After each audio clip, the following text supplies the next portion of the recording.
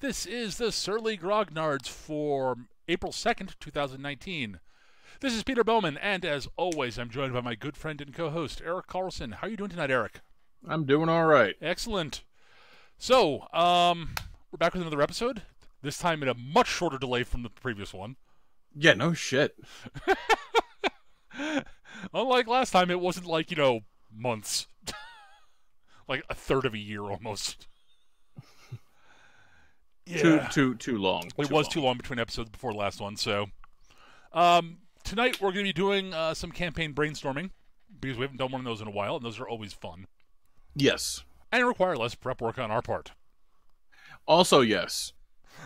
We can sort of say, how much we... Clearly we crank these out so quickly we have no time to figure out to do any prep work. Right, yes, that's totally... Yeah. Obviously. Yep, yeah, we are,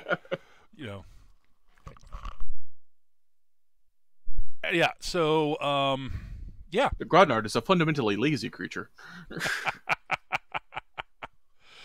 Indeed. So, let's see. What are we going to do? Blanking what I was going to say. Hang on. Oh, right. Yes. Okay. Right. We're just going right into the thing. I'm sorry, spacey a little bit there. Right. So, we're doing campaign brainstorming. I had a notion for a general sort of starting point, which I mentioned to you off stream. Yep. Which was, I think we're going to do something sci-fi related because we haven't done a sci-fi one in a little while.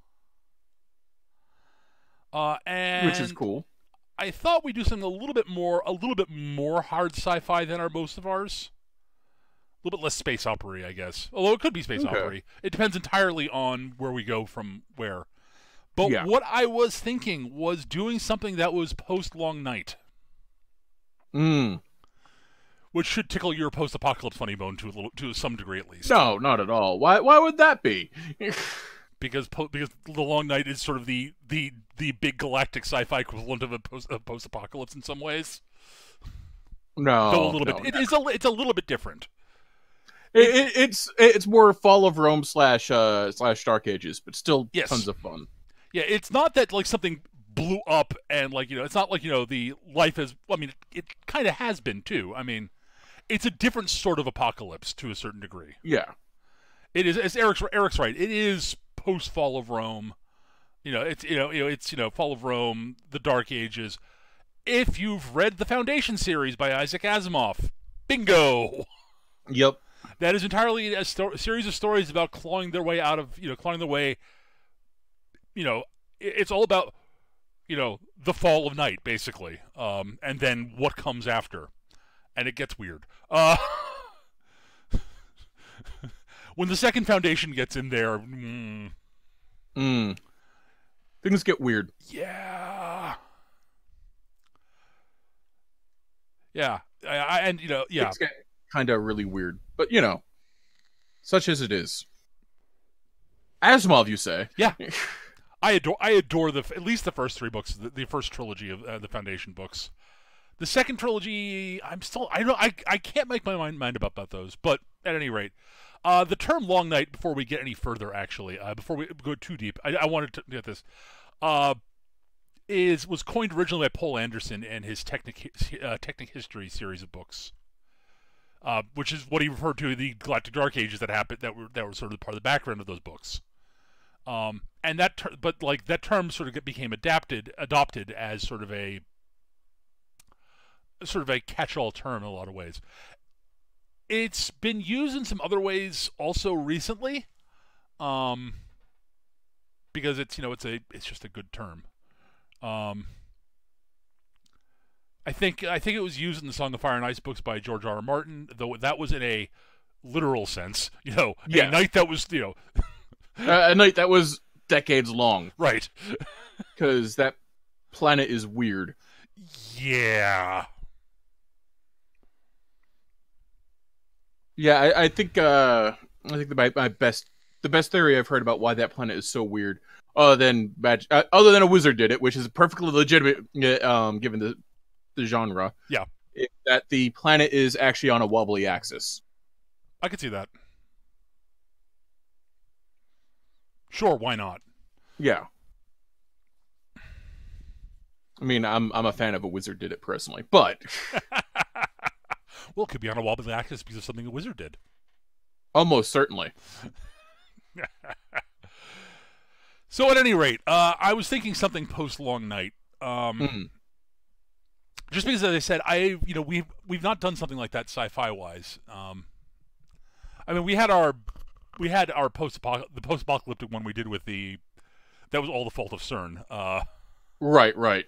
But again, that was post-apocalyptic, not post-Long Because Night. CERN is clearly the bad guys in all sci-fi. Because for reasons that none of us really understand, but they are. Because people don't understand what CERN does. Well, they control time travel, obviously. Apparently. Part of the organization. Sure, Eric. The organization that Okabe needs to get back on his meds. Oh, Steins Gate. At any rate, so the question there are a few questions that have to be answered in this case. What sort of galactic body are we looking at in terms of? I mean, and galactic body, I mean political body, I should say. Right. Because that's largely what we're talking about here. Are we looking at the Long Night of? And are there other galactic political bodies out there that also fell? Or were there a bunch out there that were much lower on the sort of, technological political spectrum and are now sort of everybody's on sort of an even playing field? Or did something just something happen, or are we just going to look at what's inside the territory of the former political body that fell? And so, the first question is, what was it that has descended into a Long Night? And then question 2, which we'll have to ask, is how did that happen? Well, first, I think the first one we can answer is a large pan-species empire. Okay, so do you want to be? That's the question: do we want it to be imperial? Do we want it to be sort of? I mean, what sort of galactic sort of political? What sort of political what type of nation are we talking about? I think the fuzzier it is in the histories, the better, because then you can have different ideas as to what it was from the different players. But for the purpose of the GM, I'm leaning towards constitutional monarchy. Okay. With like a senate from the different planets, a central ruler that may or may not be hereditary. Who knows? Maybe it's just an extremely long-lived precursor race. That's why it fell. They left. I like that. That's actually, yes, I just answered my own question. Constitutional monarchy led by an extremely long-lived precursor race who left. Oh. Did they leave? Why did they leave? Why did they take all their plans with them? No one knows. Are they extinct? Did they ascend to a higher plane? Did they go dimension hopping? Were they kidnapped by another race? Who knows? I like that. I like it. Good job, Eric. Yeah, actually there is a series of novels. I can't remember the name of the series. I've read them. I'm not a big fan of the novels. I like the concept behind them. It's like The Dread Empire's Fall is the title, actually. The novel series, and it is basically there's an alien race. I think they're called the Shah, who are exceptionally long-lived, and are basically they way out tech everybody, and they whenever they come across somebody, they conquer them and work them into their empire, and they are very rigid, very hidebound. Everything must be done in a certain way because that is how it always has been done. And then why should I change for you briefly lived little gits? And then the last Shaw dies. Yeah. And that's where the story starts. I like that idea. Yeah. And I also like the idea that they weren't taking in their lifespan over the like condensing their lifespan into like that of say a normal human.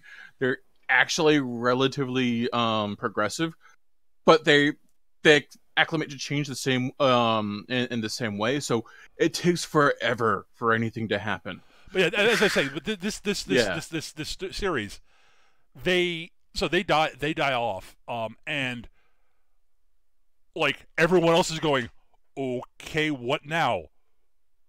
They didn't actually tell us who was in charge after they're gone. So everything starts breaking down in different individual fiefdoms. No, that doesn't even no, that doesn't happen because the bureaucracy keeps moving forward. Oh, okay. And there's arguments of who's technically in charge of the bureaucracy. Well, clearly it's these people because that's the way it's.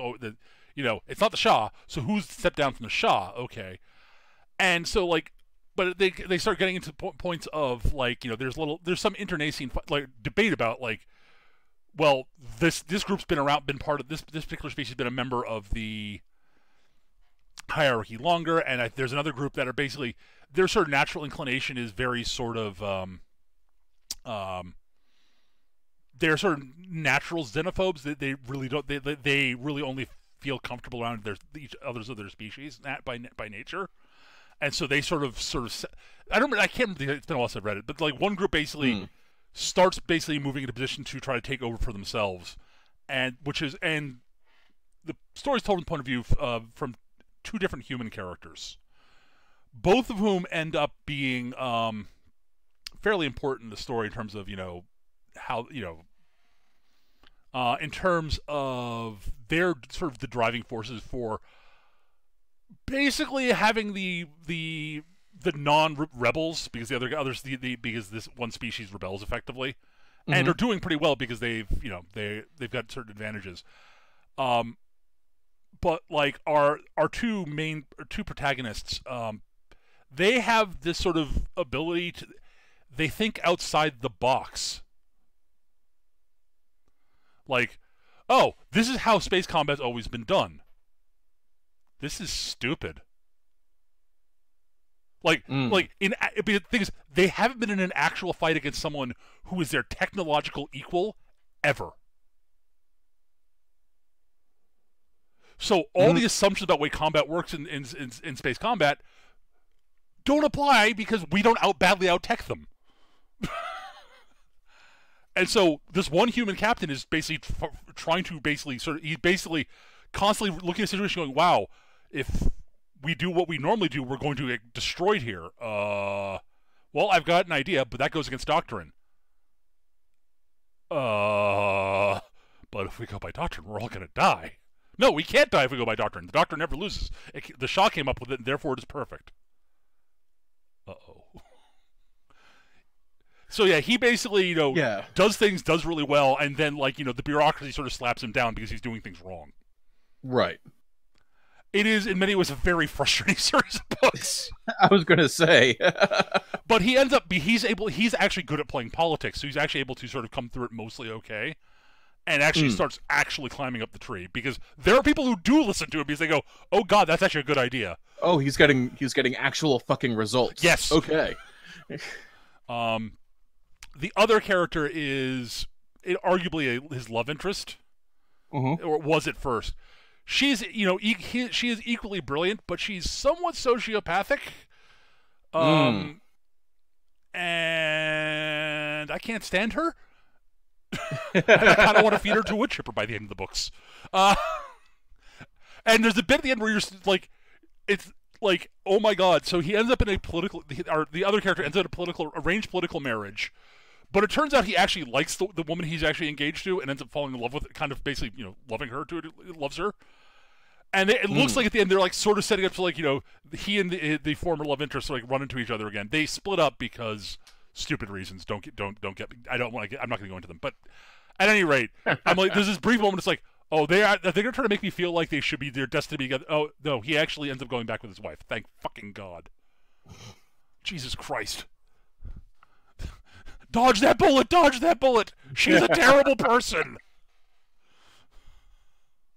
But it's an interesting series of books, and there's some really cool stuff in it, but very frustrating in some ways. But at any rate, I love the idea. I agree with you, Eric. Though the idea that we are starting with a that it's that was the previous empire, whatever political form we want to pick. We can decide on that in a bit. I like the idea of a constitutional monarchy. That's fine too, but of a very old, long-lived species that is just gone, and they left. They disappeared, and everything fell apart. Yeah.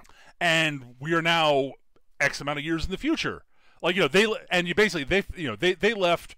Nobody knew who was in charge. I agree with you on this, and this led into internal fighting and like little fiefdoms popping up and such, and people doing stupid shit and blowing up the tech base because well, if I cripple their tech base, I can take them. I'll be able to conquer them. Right. So we're getting sort of getting a little battle tech. Little battle tech. Yeah, the battle tech setting is definitely post Long Night. Yeah. That where the books start is literally right at the beginning. The end of the Dark Age is the beginning of the Enlightenment. Right. That's right. So you have things like various types of lost tech and archaeotech, and yes, even the forbidden and stupendously rare precursor tech. Because they're not gonna let the monkeys have it. Okay, so here's one thing I'm thinking. And this is actually, I think, is a good point. Is a good place to start. FTL travel is jump gate based.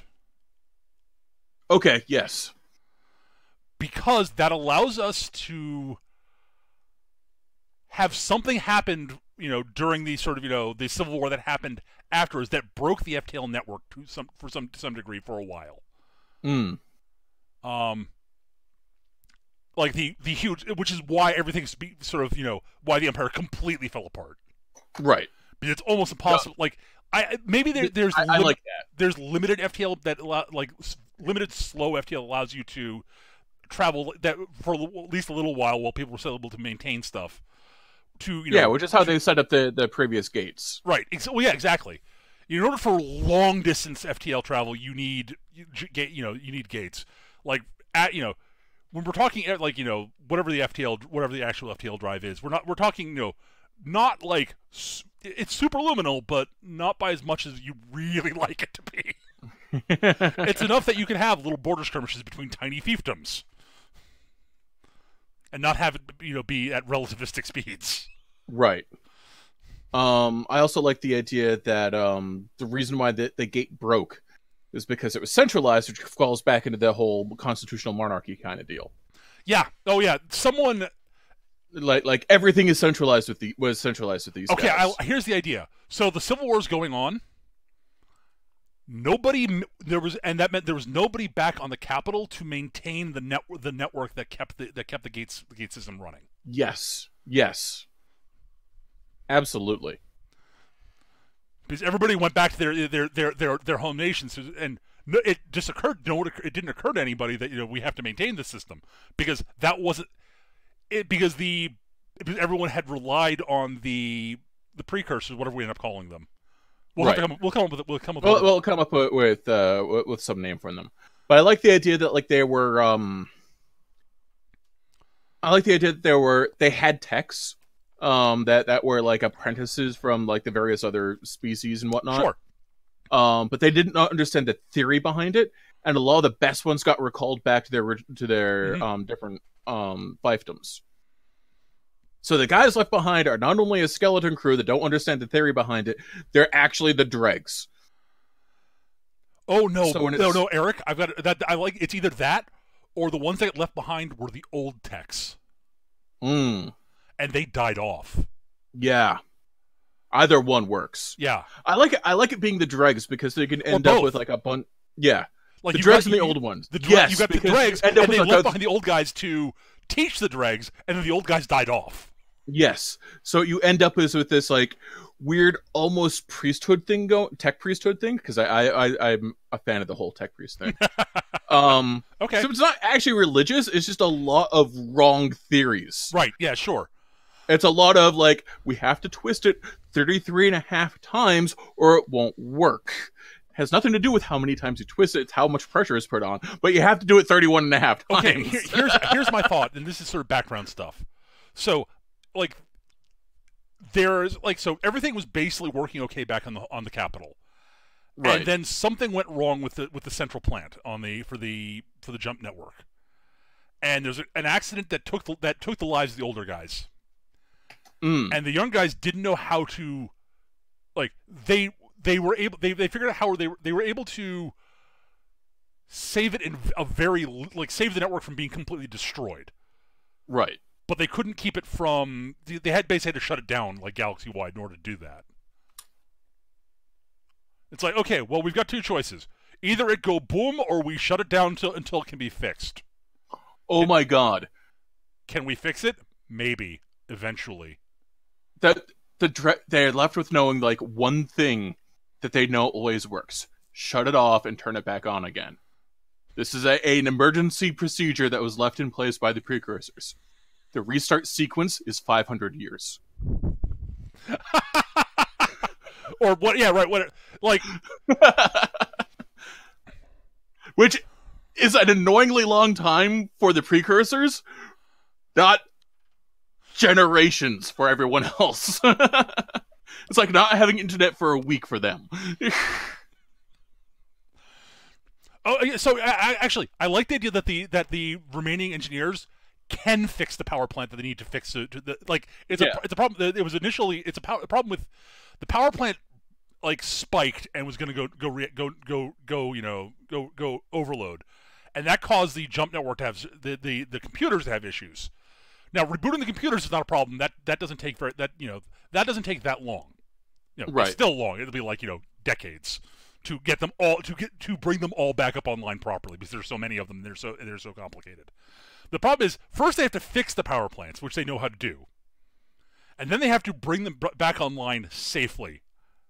Mm. And this is going to be a multi-generational job.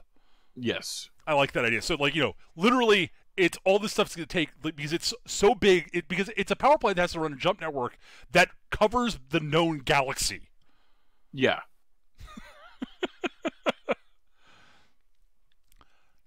Yeah, it's basically shut it off and turn it back on again. Right, effectively.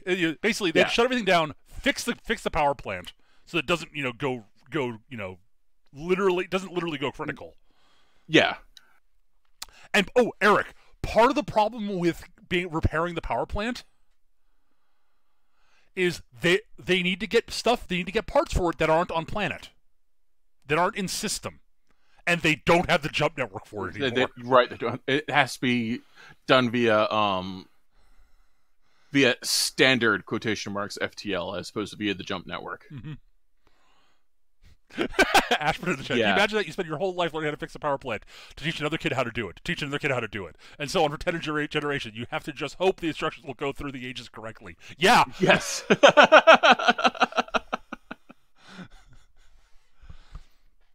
So by the time, if the player characters find the lost capital, it'll be this weird mix of insanely high tech as far as the players are concerned, and stuff that seems weirdly regressive. Yeah.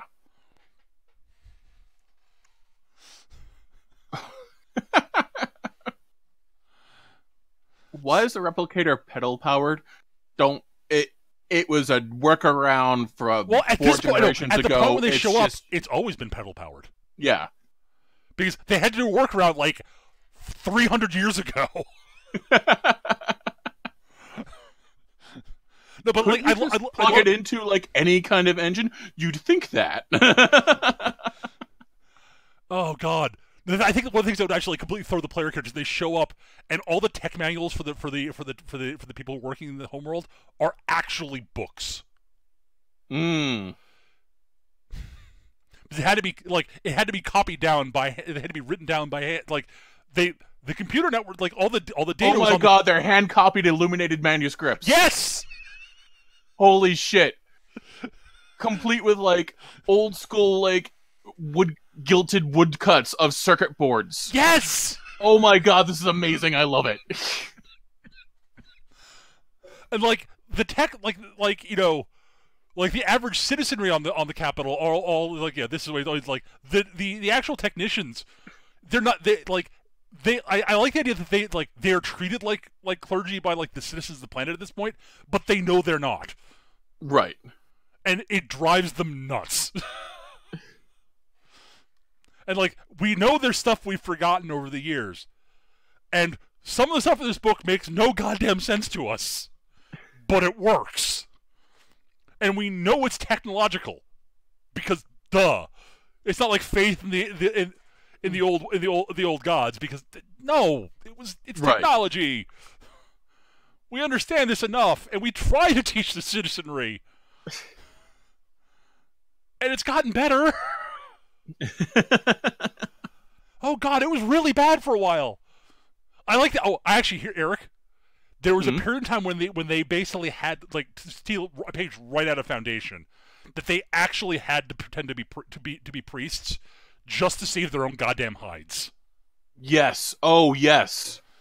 Oh, that's great. Yeah. So this whole like conceit that they're priests and that they're working techno sorcery. They're actually referred to as techno sorcerers or something like that. Something like that, yeah. And yeah, and like when you're inducted, it's like, okay, all that mumbo jumbo, fucking false. We just don't know how to do it. It was started 400 years ago because of the riots. They were going to kill all of us. And then we'd all be fucked. And then that's the end of everything. We didn't want to do it, but we had to. Oh, so we're gonna like bring the giant meteors back up and save the galaxy by bringing technology and knowledge to everybody. Maybe. We wish we could. We'll bring what knowledge we got. The funny thing is, so their instructions are, the funny thing is, once all that mumbo jumbo started getting worked into our stuff to fool the masses, some of it's stuck. We're not sure which is mumbo jumbo and which is actual fact. We don't know how much has been lost. Like we've desperately been trying to get to, like they've got like people working on like trying to re-engineer the theories and stuff. They've got people they're trying to do some theoretical stuff, but they didn't have any. They were mostly engineers. Yeah, you know, and not like research scientists. It was like the people we had to train us didn't have the weren't taught to be researchers and to be theoretical and to be theoretician, doing theoretical stuff. We were taught how to do stuff, which is great, but actually doing speculative stuff takes training. We found out. So we found some books on it, but it takes time to relearn all this stuff. So we're hoping somebody out there still has a functional library. Yeah. No, I really dig that. I really like that idea. Like, there's a lot of mumbo jumbo. They know a lot of it's mumbo jumbo. They don't know what's mumbo jumbo and what's not, and they've been desperately trying to figure out which is which for generations. And they figured some of it out. Yeah. Oh yeah, they figured it out. There's been a process of elimination. The biggest problem is because the tech is so advanced. Things that shouldn't make sense, that basic physics should say work, do work. And their best explanation is, oh, wizard did it. or in this case, the precursors did it. They clearly had better tech than we. They were better at tech than we are. They had a fundamental understanding of the universe that far surpassed ours. Because this stuff makes no fucking sense. It breaks every rule we've been able to verify. But it still does it. Right.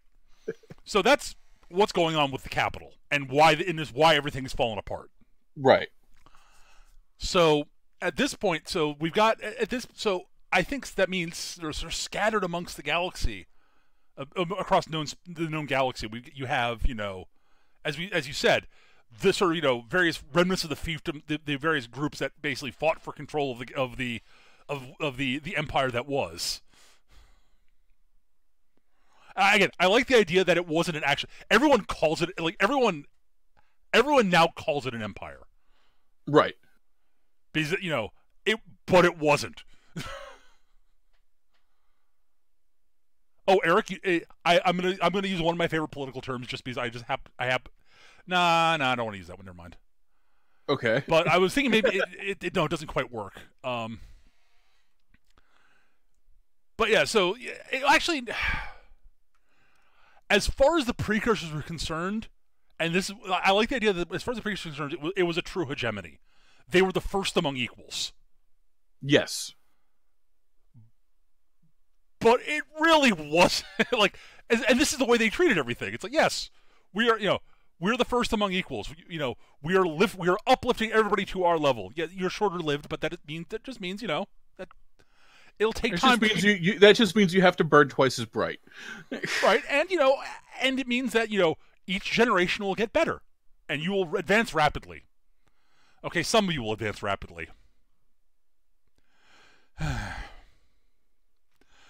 Okay, some of you, a few of you will advance rapidly. God damn it! We're trying. Just, guys, stop eating the paste. Please stop eating the paste. So I like the idea that the precursors are this. It's not so much that they're. It's not so much that they're like the classic wise, benevolent, peaceful sort of sorts. It's just that the one thing, their biggest character trait as a species is that they're patient. That they were patient. So they, because they're so long lived, they can afford to take long term views on stuff. And and so things changing slowly, that's fine. That's just the way things are. I mean, that's the way it was for us. Yeah. And so it's taking a long time. Yeah, we understand that you're frustrated that you're not you're not advancing as quickly as you'd like. It's going to be a generational thing for you. I'm sorry. There's nothing we can do about that. We don't have the time to teach you stuff that quickly. No, you don't understand. Work out that quickly. Like, the process involved takes centuries. You only live 60 years, little rat creature. So it's going to be a long time to see how this works. But once it does, so we're going to teach you up to this point. Then you will teach your children up to get you near that point, and then we will to the point where we can educate them further than you, and then they will teach their children. It will work. They will get here. You will get you as a species will get here eventually. The instructional experiment takes 300 years. There's no way to speed it up, type of thing. Right. We've tried for things that were faster. It doesn't work. It just doesn't work. But don't you have those teaching inductor things when you just dump all the knowledge just into our brain? That much knowledge will burn out any sentient brain, including ours, if done quickly. If done at the speed you we tried it, and you see some guy one of them sitting there with a smoking neck stump. Someone insisted, Someone insisted, and we always if someone insists that much, we always let them, well, in this case, dig their own grave. It's instructional to everyone else. We issued warnings. We told them this was a terrible idea. We thought we were fairly certain that dumping this much information into a sentient brain that quickly would do unfortunate things to the brain. It was worse than we expected. What do you mean it was worse than expected? Well, we were expecting, it to, We were expecting lobotomization. We were expecting, it worse lobotomization. Probably just, damaging the prefrontal cortex and such. Yeah, it was near vegetative state.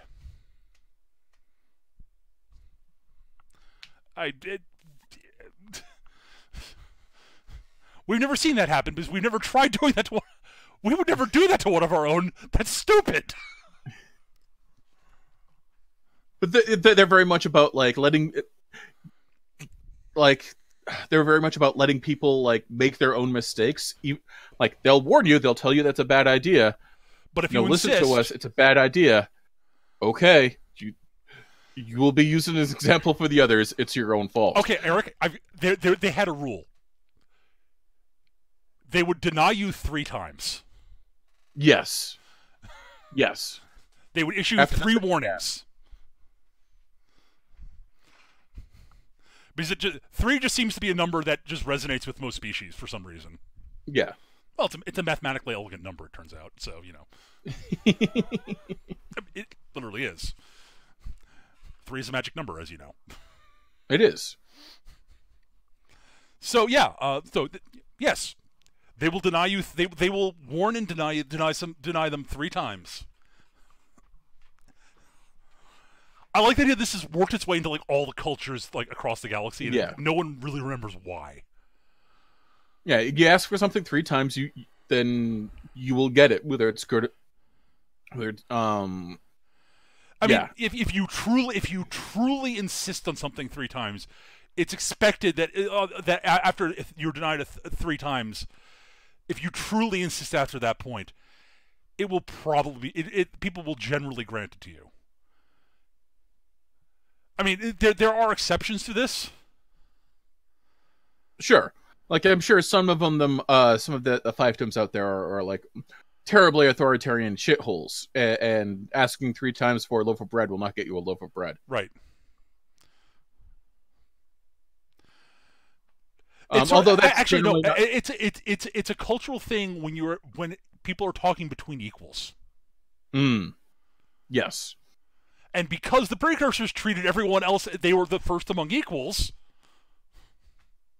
After they're gone, there's no first among equals bullshit anymore. I'm in charge. I'm in charge. See how well that went for the precursors? They had to they disappeared. Yeah, look how well it worked out for the precursors. Like, they were wiped out by a thing that didn't respect them because they could have like held them down. That their strength wasn't respected, and they got wiped out. So we need to be stronger. Blurg. Right. I mean, that's a common refrain amongst some of them. Is like, so, fact of the matter is, we don't know if they were wiped out. We don't know what happened to them. Yeah, most of the different areas have different stories of what happened to precursors. Yeah, I like the idea that all say they're wiped out. Wiped out. Some of them said they ascended to a higher plane of existence. Some of them believe that the precursors went off and went to explore other dimensions. Some of them they just decided to migrate to different part of the galaxy. Some people believe it's an experiment by the precursors to see what the younger races would do without them. I like the idea that the precursors returned back to their secret homeworld and will return one day to set it all right. That's a pretty common hopeful one. Oh yeah, definitely yes, absolutely, yep. The precursors went home, wherever home is, and they will return one day to set everything right. But we can bring them back sooner if we go looking, if we can find them. Yep, I like that. And there's another one that they as a species just died out. They died out. It turned out they were sterile or something. The last generation finally kicked it. Yeah, they'd always had low birth rates, and something they did to themselves, basically in extending their lifespans further, meant that they could no longer breed. Yeah. And they just died out. Now, again, as far as the player character is concerned, we have no idea. You have no idea which one of these is true. Yeah. Man, Ed, just leave it open to interpretation for the game master if he cares. Yeah, right, exactly. Yeah. The game master should pick, if the game master cares, they should pick one of the possibilities and run with it. Or make up their own, as long as it makes sense. Right, exactly. Because what happened to the precursors is not really that important for most player characters. Yeah, it's not important to the overall story of the world as it is. It's just that they're gone now. That's what's important. Of course, there are a bunch of different myths and theories about it. Right.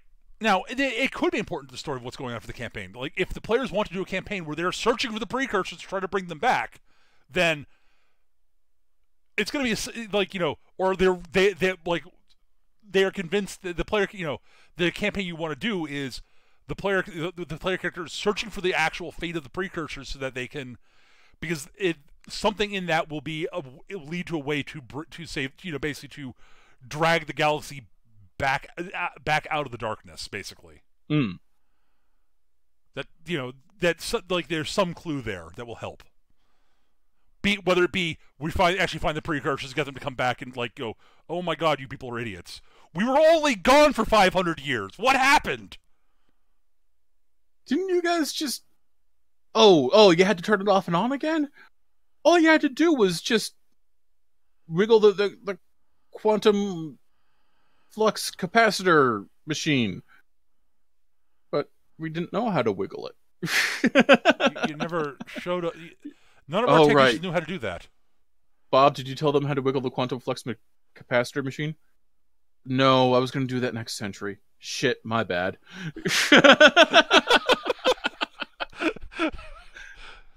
Oops.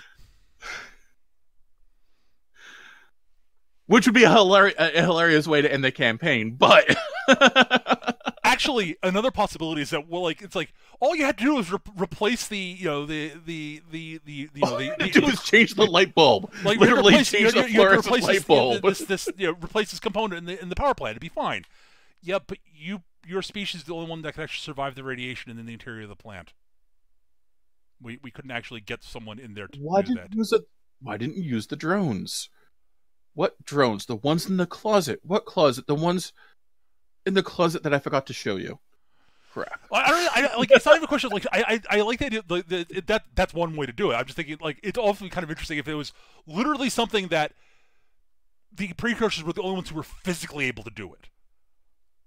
Yeah, it's an issue. Like, it's something that it would never occur to. Like, yeah, it's an easy fix. Yeah, it would never occur to them that, like, they were the only one. Like, some sort of weird fifth dimensional thing that they can perceive as clear as day, but everyone else is like, how did you reach across the room without going anywhere?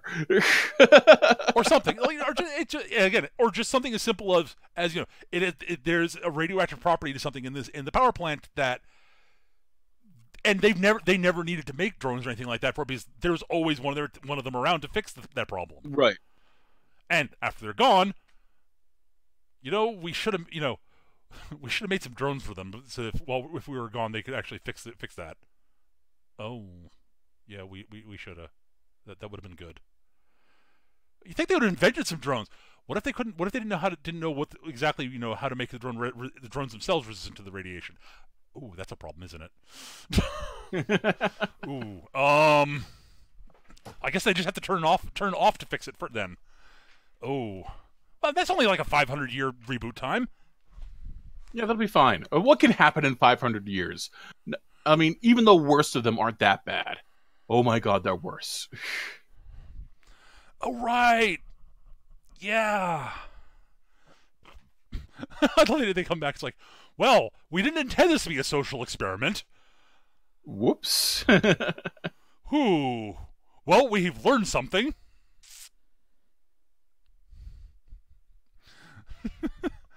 Let's see. Ash in the chat mentions teaching implants. Perhaps that's how it works. Like, someone has the implant installed and spends a little lifetime learning about the subject, then injects the implant at death, and the successor installs it and has access to it and adds to it.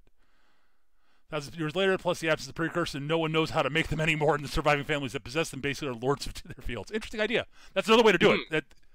That's another possibility, yeah. Like, that could be, like, one of the fiefdoms. It's how they work. I actually really like that as being one of the fiefdoms.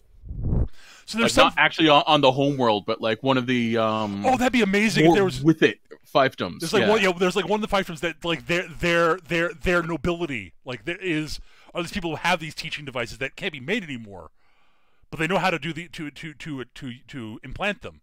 The problem is they don't have access to the homeworld. Yeah. It's like, we know how to fix the jump gates, but we can't get there.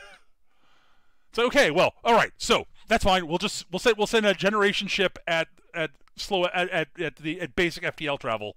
It'll only take like, you know, 100 years to get there. That'll speed things up immensely, though. Like, we know it's like, oh god, they probably had to turn it off and on again. It'll take like at least 500 years, maybe even a millennia to come back. Oh my god. Fine, we'll send it. Why are you? Meanwhile, the next door fiefdom's like, no, we're not letting you through. We're going to conquer you. Why are you doing this? We're trying to save everything. Oh, for fuck's sake. We're gonna have to conquer the galaxy we're gonna have to conquer everybody. Oh, yes! Holy shit! Yes, they're one of the outskirts that have their shit together, and they've like come up as like the new boogeymen because they need to conquer their way back to the homeworld. Exactly. Oh my god! Yes. It's like if the clans had a rational reason for invading the Inner Sphere. Yes. Holy shit! Yes, I love it. So, like, yeah, they've got perfectly rational and good reasons. The problem is that the first, like, several, you know, factors next to them were complete assholes, and they could not get by them without conquering them. And it's become so ingrained that, like, when they like come upon the border of your space, they're like, they basically shoot out a surrender or be conquered. Yes. Because that's just, I am not dealing with another 3 decades of negotiations only for another war. We'll just skip to the war. if they like, We are better. We have everyone we have come across. We are more advanced, and our governmental systems are better than theirs, and we have more knowledge. Everyone we've come across has been better off after we've conquered them. Oh my god, it's the fucking Fire Nation. Yeah. Except, again, with a better rationale. Except not evil. Yeah. Okay. Everyone else is evil, but... All right. Yes, we've conquered you. Now we're going to integrate you into our society. All right. So, yes. Here are several books on improving your technology. Here are several books on better governance. Stop murdering each other. You hear like horror stories from like refugees about how like their society was completely dismantled and their leadership executed, and what you don't hear is that like, yeah, their society had developed into like stratified caste system where the lower castes were literally eaten by the upper castes. It's like, yes, the upper caste. This is the dumbest idea. Stop it. Of course we're going to disassemble that. All right, yes. So we cannot integrate your leaders into our society. You are unintegratable.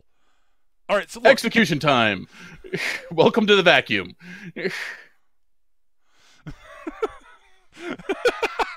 Actually, you don't hear about the corrective cast as I'm typing it. So we got them out there, and their reputation is spread across like the rest of the known galaxy.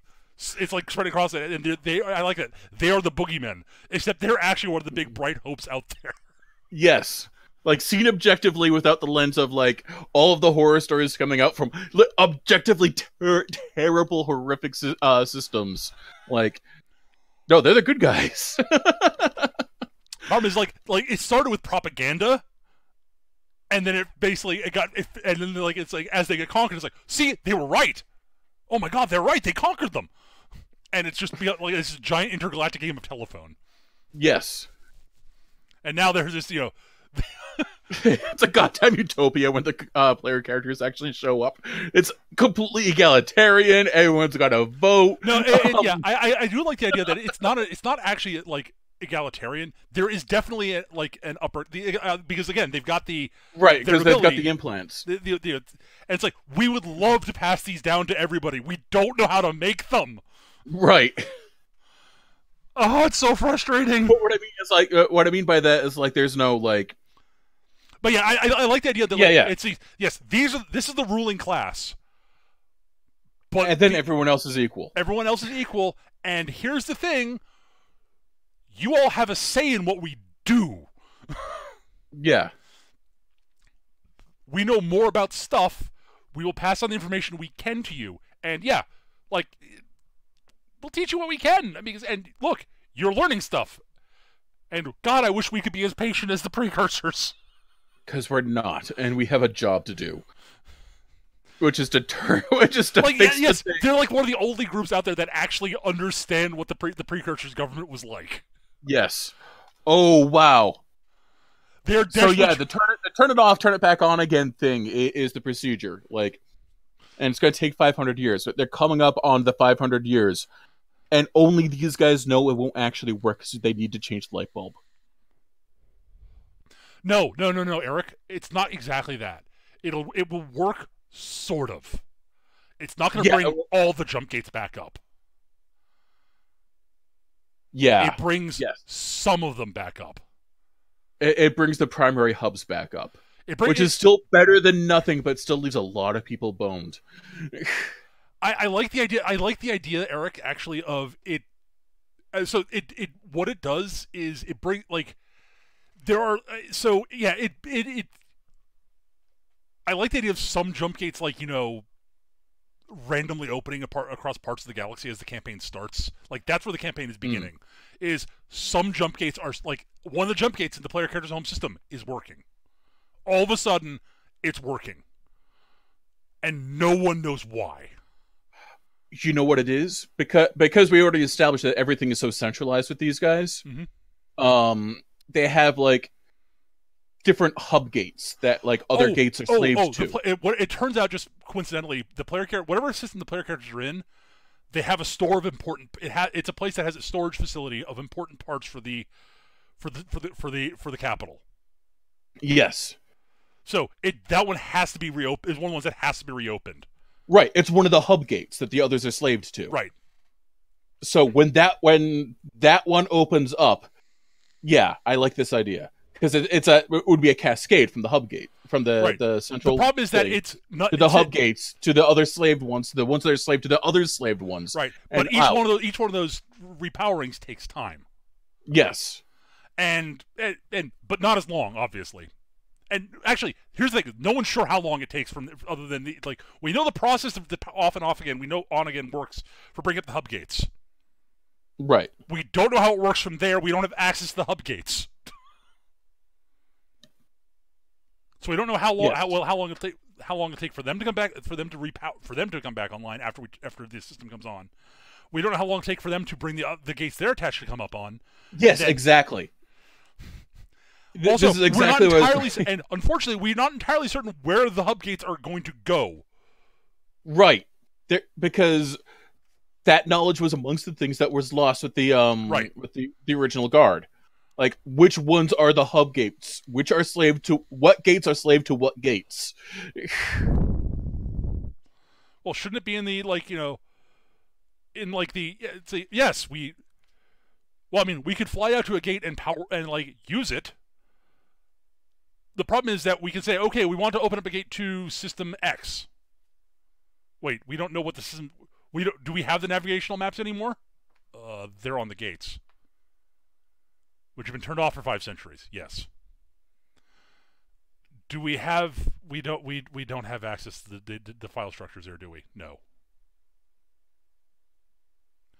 We didn't copy those down. No one remembered to copy those down when we were doing creating the text for these, did they? Nope. Nope. When we were copying stuff off of the data pads, those had limited battery life. We went for what we could get down so that we could fix stuff to get it back online. So until everything's reconnected and we can actually visually look at a map, and again, the Conqueror group actually have the maps. So they're going out to the nearest hub gates and making sure they're conquered. I love it. Yes. It's like, okay, we need to get to one of the hub gates. Where's the nearest hub gate? Fuck! It might actually be faster just go to the homeworld, to the capital. But Son of a bitch! But we have to go to the hub. We have to send people to the hub gate, because otherwise, what if it falls into the wrong hands? And the thing is, nobody knows what the hub gates are except for the people of the capital. The tech lords. I like calling them the tech lords at this point. Right. Just for ease of terminology for now. And probably some scattered scholars across the galaxy, I bet there's a small group of academics. There's an academic university on some random planet somewhere, who basically barely noticed that that this has all happened. They're all just doing their little academic thing. It's the jump network's down. That sucks. Well, we've got plenty of food, power. There's an agricultural planet in this system. Our power systems are still working locally. We've got plenty of tech to keep things going. Yeah, sure, we can't travel anywhere, but someone will come find. I'm sure the gates will be fixed eventually, and we'll be back on the network, and we'll just continue doing our study of history and such here, and research and all that stuff. Someone will come find us eventually. 5 centuries later.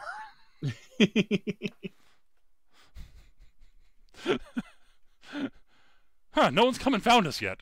This seems odd. This is problematic. I mean, I guess we could send some people out to find things, but that. This is an academic. This system was built around growing food and the academy. Yeah. And this research, this university. We have some ships. We don't have any factories to build ships. We can maintain the five we have. But sending those out seems like an awful risk when we need them for in-system stuff, ferrying food from the agricultural planet back to the university planet. I guess someone will come and find us someday.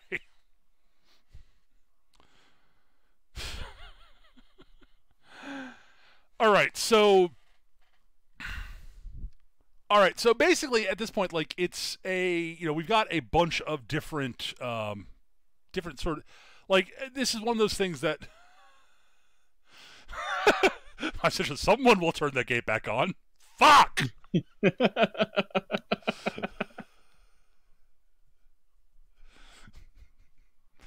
Yeah, they're not on one of the hub gates is the thing. Yeah, they're one of, like, the ones at the end of the fractal. Yeah. I like that it's a fractal. Yes. And it's a fractal because that is the most power efficient way to do it. The way it's set up is the most power efficient way to to reboot things. Yes. It's not used, like, it makes no sense, like, the way things power up makes no sense in terms of efficient, like, efficient travel, or efficient or like, in terms of, it makes perfect sense from hyperspace, which is what the jump gates cut through. Right, exactly. It makes absolutely perfect sense through hyperspace, which the precursors could perceive without much in the way of technological aid. It was one of the things that made them jump so high. Right, that's why they were able to travel in terms of interstellar stuff so early in their species development. Yes, like, they weren't actually higher dimensional beings themselves, but could perceive higher dimensions. Or at least I like that idea. I like the idea that they were able to. It's not so much they can perceive it; is that everyone can see. Like, when you're in hyperspace, like, I like the fact. Okay. So the original FTL, the slow FTL is hyperspace. You basically enter hyperspace and you fly through hyperspace. Most species, their brains can't interpret. Just have trouble interpreting it because it's a different dimension. It doesn't work the same way. Like, it just, like, vectors don't make sense there as far for, right. Like, it's basically taking a two-dimensional being and trying to get it to imagine a sphere. Right. And the Like, precursors, I don't grok. I can't grok. Whereas the precursors, they're still third-dimensional beings, but they're in hyperspace. They're like, okay, this is not what we're used to seeing. It's uncomfortable, but we can comprehend it. We can map this. Yes. Sir, yeah. This is a map of hyperspace? Yes, it is. It doesn't make any sense. Unfortunately, not no, in three-dimensional space. It does not. It does to someone who's looking at it from a three-dimensional perspective. No, it doesn't make sense. Okay. Okay. I wish I could explain it better than that. You have to be able to understand hyperspace in order to understand hyperspace. It's not like it's something we can do, and no one else we've met is able to. It's like trying to describe it's like trying to describe the color blue to someone who's never seen the color blue. I'm sorry. I wish I could. It's like green, but not. Exactly. It's like green, but with less yellow. What's yellow?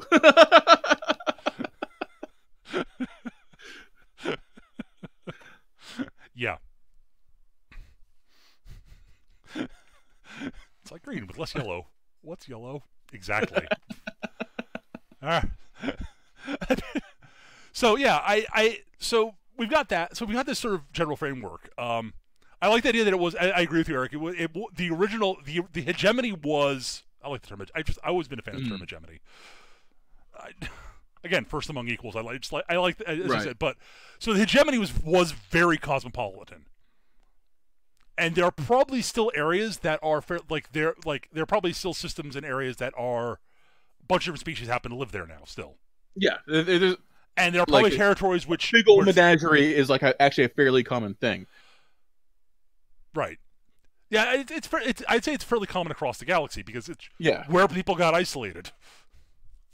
And again, after long enough, the different species that basically it's like, yeah, we've all been uplifted by the precursors, and yeah, we've been told repeatedly that all species are equal. over long enough, it actually has sunk in for most of Yeah. us. Except for those rat bastards over there. It's like, well, So- I like the idea that there are a couple of species which like are convinced, like they just laid low. They're like, yeah, okay, Right. we disagree. We are the superior species, except for the precursors. We really can't argue that point. Also, like the idea that there are some species that are in some way just like unpleasant for most other species to be around because they're carrion eaters or Oh, sure, yeah.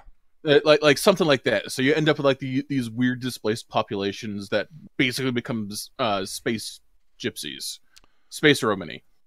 Or So, yeah. Mostly because I mostly just because I like that idea. Sure. I would also say there are probably some species which are solitary by nature. Mm. You know, like a species that evolved from an ambush predator. Mm. Yeah.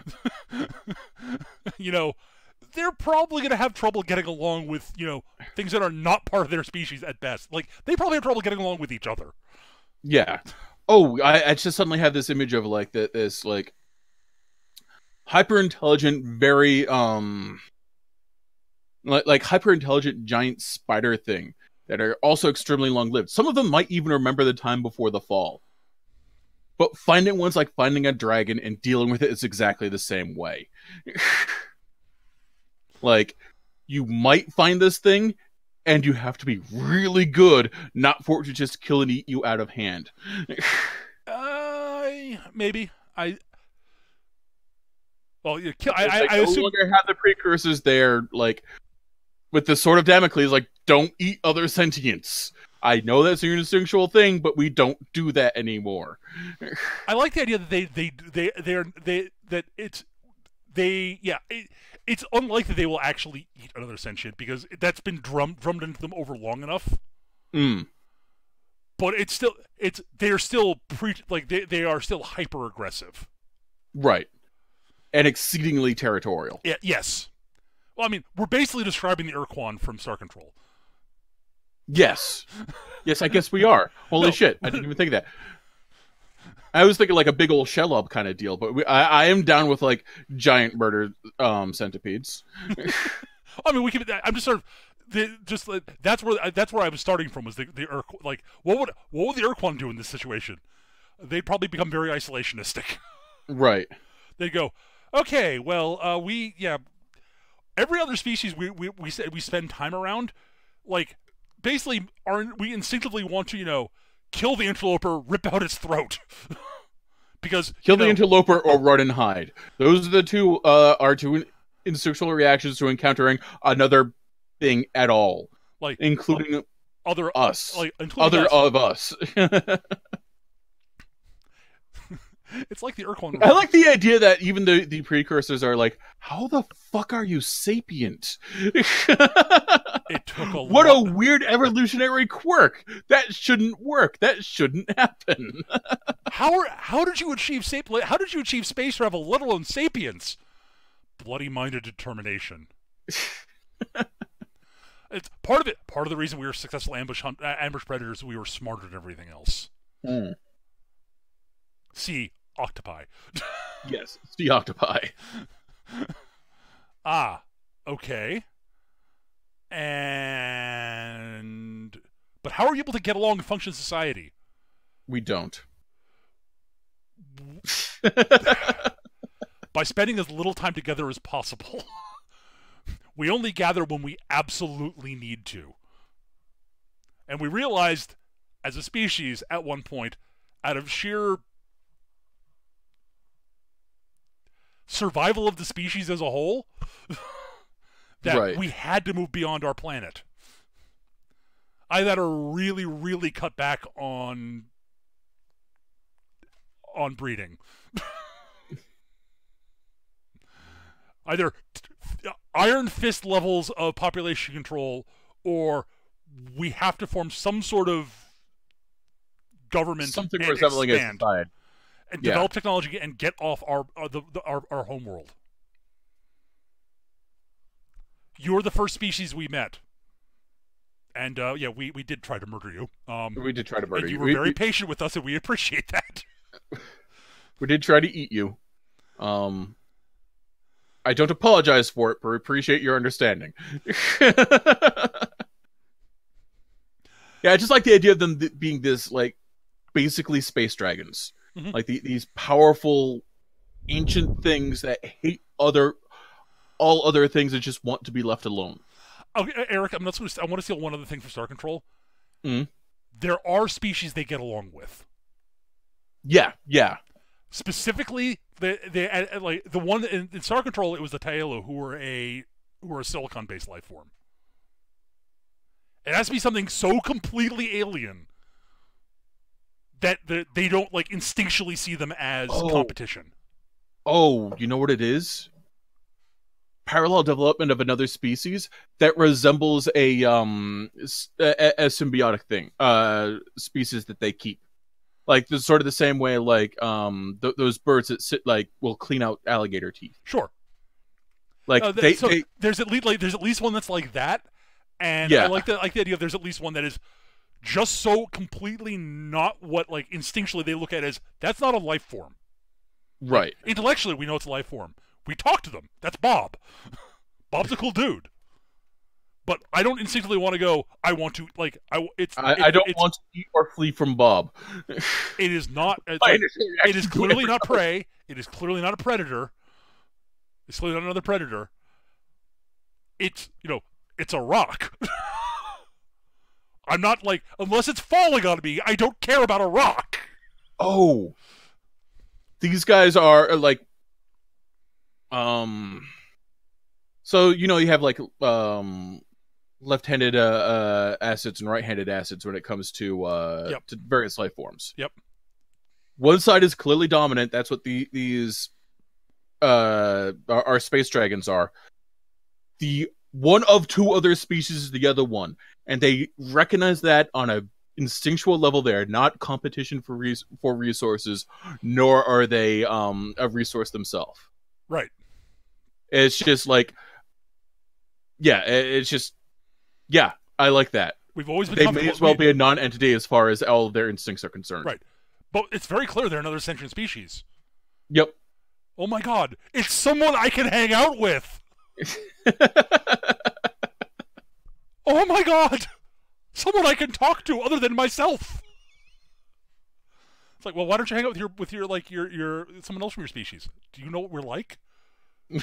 Have you met us?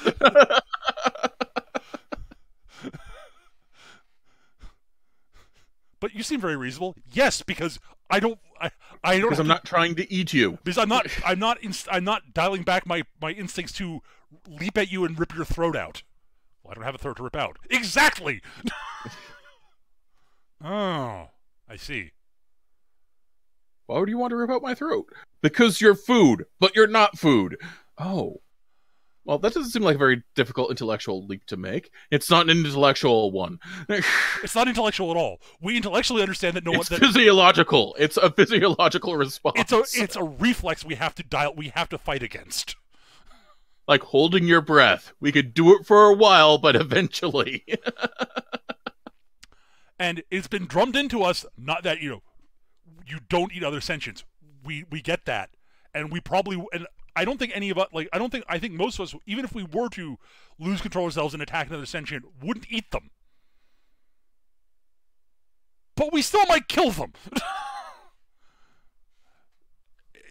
It's just something, like, it takes effort not to do it.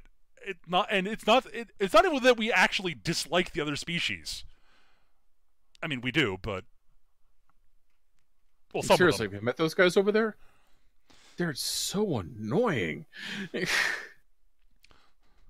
what about these guys? You seem to get along with them.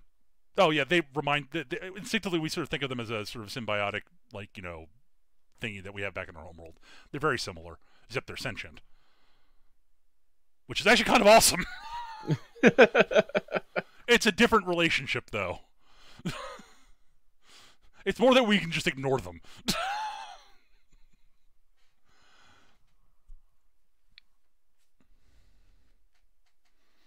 I like the idea that, like, you could actually have a player character playing one of these guys. It's just that they have to basically, like, they have to, like, they're just going to be surly and very annoyed most of the time. Yes. I like that idea also. I think I like the idea that like alien species is just blown wide open. Like, Oh yeah, play what you want. There will be some established ones like our space spider dragons and their two friends, and like a couple others, but and like, humans obviously. and humans obviously, because humans breed like rats as far as the galaxy is concerned. They're everywhere. Yeah, there are tons of humans. There are probably some rat people, but like if you want to play an alien But species, like, there will be like, if you want an alien species, like if I were going to publish this as a thing, you'd have like these core guys that are important, and you have rules for creating your own alien species. Exactly. You would actually have to have that. It's why I would lean towards running it in. I mean, I would if I was running a game like this, it would either be Hero System or GURPS, or any Universal System. Honestly, I think it would probably work very well in Fate also. I'm more familiar with it, and I used to have a copy of the Alien book with all that building stuff in it, but I think it got eaten at one point. Oh dear. But my point is, though, that was like Chris's copy, or maybe it was your copy. I don't know, and I gave it back. No, I don't have my copy, so I don't think I do. No, it's not on my shelf. Well, I don't have it. It may have gotten eaten by the move. Yeah. But at any rate, the more important thing though is that like almost any Universal System will handle this reasonably well. Yeah. I think it would work well in Fate also, for that matter.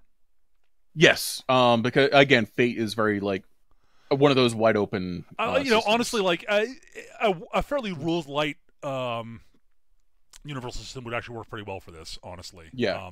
Because again, this is a game. This is like when you look at this sort of story, it's going to be a large chunk. It's going to be exploration. I would expect from a campaign standpoint. And that's sort of what I was when I was thinking about it. What I was aiming for was. It's not really a combat-centric campaign. I mean, there'll be combat, obviously, but... Yeah. You'll have space pirates. You'll be fighting the space boogeymen, who are actually the good guys. But you'll have to fight them, because of course you will. Or maybe you won't. I mean, it depends on what you end up doing. But, space pirates, rogue AIs. All this sort of stuff. Like, oh, sure. There's almost certainly rogue AIs out there. Oh, yeah. Especially There's probably a machine species out there. Like, so there are probably like a planet that there probably some planet that was run by an like there's probably some factory planet that was run by an AI, and then the jump network went down and it got cut off from the capital and the rest of the galaxy, and it's slowly gone insane. No, I have an even better idea. You had a factory world that like built other stuff. The jump network went down. So what you end up having is an entirely like independently evolved machine species.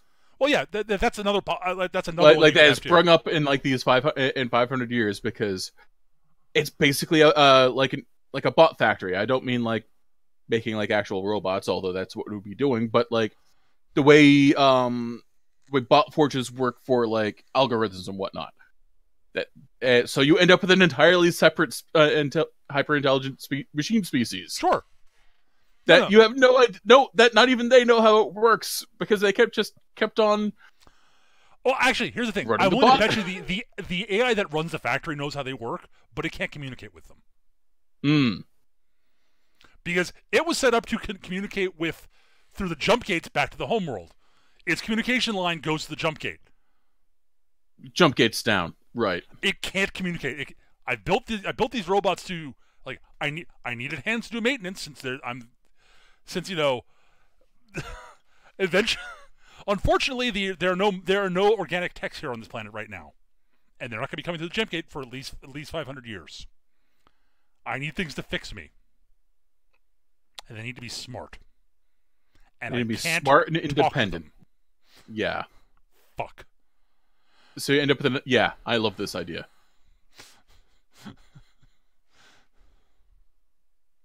There's a robotic aliens that don't know anything about like they know about the precursors in the empire and the former empire and such, because there's information on the data terminals around the place that's there, and they know that there's an AI somewhere that ran the factory, but they can't communicate with it. It's effectively their god. Yes. And a god they can't talk to. Oh my god, I love. And that's how we got the and they're made of meat story.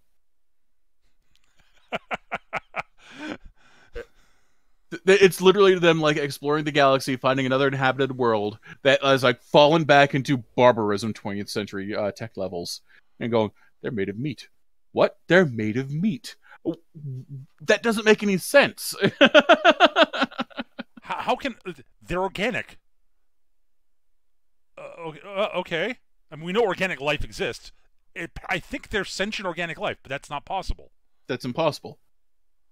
Do you mean like their vat-grown bodies over a machine core?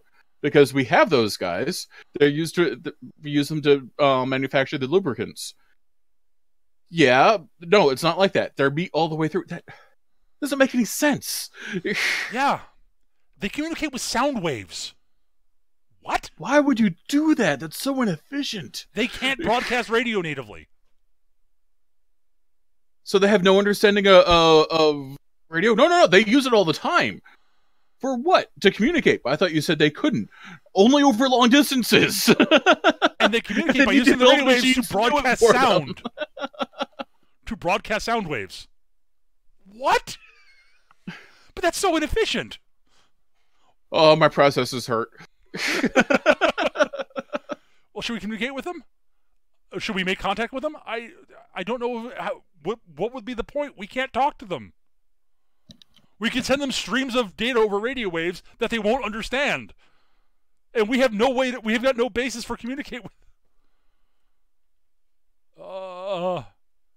We don't have because they would need a Rosetta Stone. So they end up being another boogeyman, only more like aliens abducting people as they try to figure out how to communicate with all these organics out there. It's okay. There are organic species out there, so they actually do. Wait a minute! Wasn't there something in the data terminals back home about like there were God, they're the precursors, obviously. All organics are the precursors as far as they're concerned. Maybe not. It's possible they've just figured out that there's like so maybe none of the species like so the databank's referring to other species that the precursors uplifted. Okay. So, I like that they assume that the precursors were AIs like the factory. Yes, that makes sense. And so, so they uplifted organic species. They didn't create. That's the difference. It's an uplifted, not created. Oh, okay. So, right. So we have to. We have to communicate. We have to find a way to communicate with them. They were the ones who were uplifted by the precursors. They must be talked to. How? I don't know. Well, we'll have to investigate them. So yeah, I like that they randomly show up and like abduct people to try to figure out how to communicate with them. And early on, they did awful things, but they didn't understand that it was bad for the organics. Yes.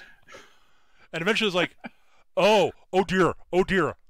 Oh, this one seems to have shut off. Well, turn it off. They don't have one. I think it's dead. It's impossible. No, seriously, like there is zero activity. So turn it back on again. I don't know how. Well, all the biological leave it on the road by one of their maintenance stations. Maybe I bet they'll be able to figure out how to do it. Oh no. Like they're slowly realizing, oh no. Oh dear, we've killed a whole bunch of people without meaning to. Oh god. We have to be much more careful going forward. All right, so cutting into one of these organics while it can possibly kill them. Like removing a limb causes the liquid that's spilling out is very, very important apparently. Oh, you can't take them apart and put them back together. Oh dear. Is there anything is there any sort of text in the databanks about like how organic species work? From what we can tell, all the databanks here are basically there's some history stuff about the basic history stuff about the Empire, and stuff about the factory and how to make stuff. this was apparently a factory planet, and so there's some. I think this is what this book is called something a basic first aid. But none of this makes any sense. All right, we'll try the CPR thing. Oh God, I seem to have broken the bones around its heart. We'll do it. I've caused severe damage to the to its endoskeleton. Oh dear, that I don't think that's supposed to be pulped. Oh dear. Why are they so squishy?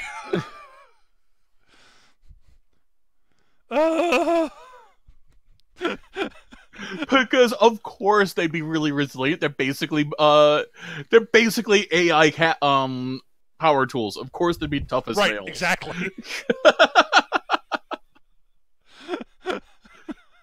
All right. So, before we wrap up, I mean, because we could go into more hard detail on like various species and stuff, but again, that's sure sort of. But not again, the point. I like the idea of leaving that wide open. That's my point. Yeah. Is establish a few important things. Like we've established a few important things, and like if we really, if I was to run this campaign, I would go back and sort of detail the major species in the area where the player characters would be starting. Yeah. And that would depend on the type of campaign I wanted to run. Because there are a bunch of different types of campaign you can run this kind of a setting. I mean, again, the player characters, like, there's, like, local mythology about, like, if we can find the precursor, what happened to them, maybe we could, there will be clues that will allow us to basically, bring back, reconnect the galaxy. What do you mean by reconnect the galaxy? I don't know what that means, but but this jump gate thing's just turned back on, so where does it go? We don't know. We're not entirely certain.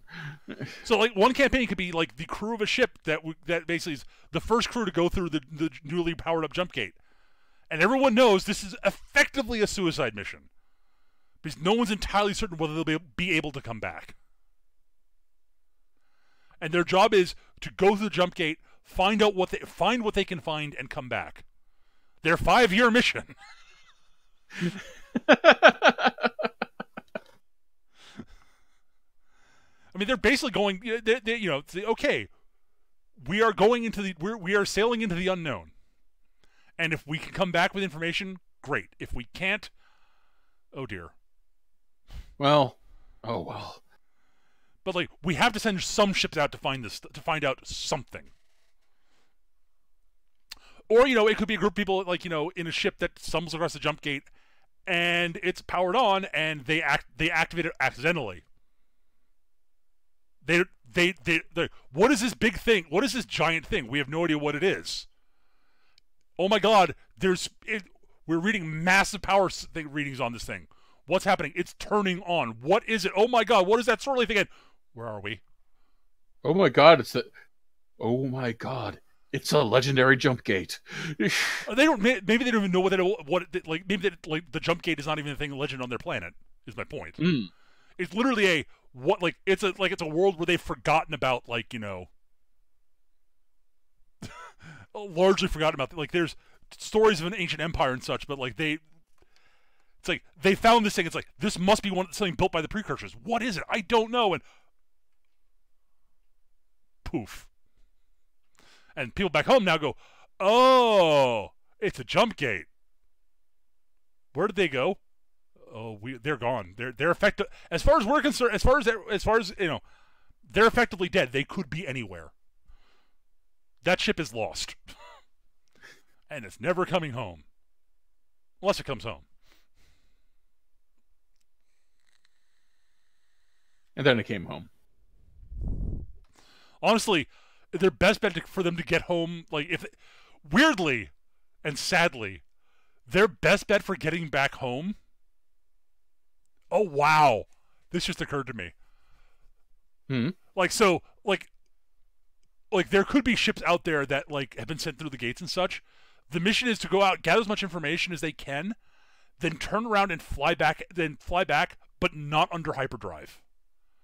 Oh, right. Get yourself up to as close to the speed of light as you can. Come back under relativistic speeds. so that you and the information in your ship will survive back here. So even if it's like, thousands and thousands of years later, the what you have learned will make it back to us. Yes, I just went all gunbuster there. You really did. You totally went all gunbuster.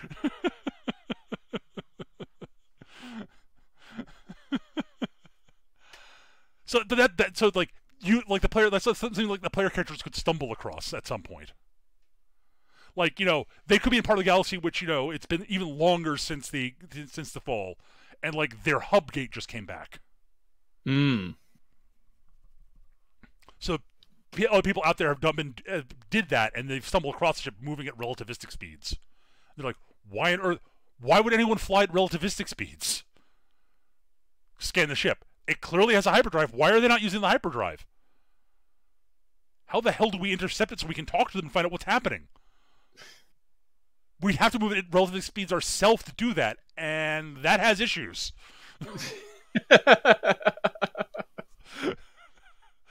That's a cool puzzle for an adventure. Yeah, that's a really cool puzzle for an adventure. I really like that. So, like, if you this is the sort of thing that, like, it's a big. It is the type of campaign I think would be you'd have in this is a weirdly Star Trek-y type thing, despite it not being Star Trek in any way, shape, or form.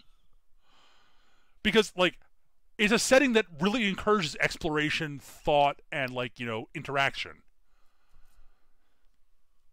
And Star Trek has fights. Oh, absolutely. You're going to run into hostile beings out there because the galaxy's fallen apart. It's the Dark Ages in places. I mean, hell, you could do a really interesting campaign of players from the Tech Lord's territory. Like, the Tech Lords basically send out a group to go out and gather information. We need information. Maybe you'll find something that allows us to not just have to conquer everybody. Please, dear God. This is not what we want to do. I mean, it's the most efficient way we've found to handle this, but, it goes against everything we've been taught. Oh, dear God. Oh, the Prickers should be so disappointed in us. Of course they wouldn't be. They go, that was a very rational decision that you made given your lifespans. Well done. Which makes it even more embarrassing. Right? I mean, we would have done it differently, but we have the benefit of long lives and perspective. Given your incredibly short lifespans, that was actually a really well thought out. That was a well thought out answer. Well done. Thank you. How do I feel so condescended to yet not condescended to? We know you're not actually being condescending, but it still feels really condescending.